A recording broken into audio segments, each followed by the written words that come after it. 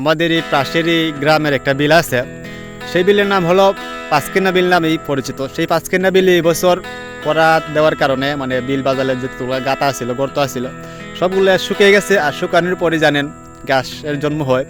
তো এবছর ঘাস, অতিরিক্ত ঘাস হয়েছে। আর আমিও ঘাস নিতে আসছি আমাদের গরুর জন্য।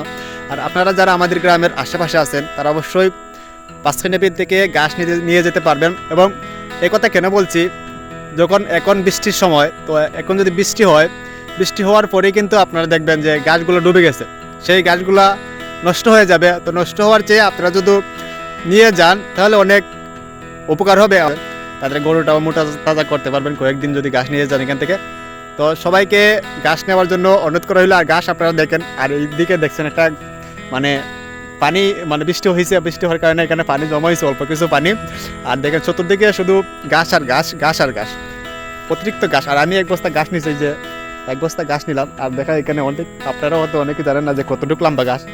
এই যে দেখেন, এই যে কতটুকু লম্বা ঘাস আপনারা দেখছেন, পুরো এক হাতের মতো লম্বা ঘাস।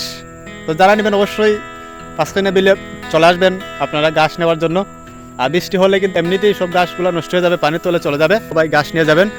আর আমাদের এই বিউটিফুল বাংলাদেশ পেজটি অবশ্যই আপনারা ফলো করে রাখবেন। দেশের বিভিন্ন ধরনের যে কোনো ধরনের ভিডিও আপলোড করা হয় এই পেজে। তো সবাই বিউটিফুল বাংলাদেশ পেজটি অবশ্যই ফলো করে রাখবেন। যারা ইউটিউব চ্যানেলটি দেখছেন অবশ্যই ইউটিউব চ্যানেলটা সাবস্ক্রাইব করে রাখবেন। গ্রামের ছেলে গ্রামের ভিডিও দিতে হবে, যখন শহরে যাব আপনারা শহরের ভিডিও পাবেন অবশ্যই।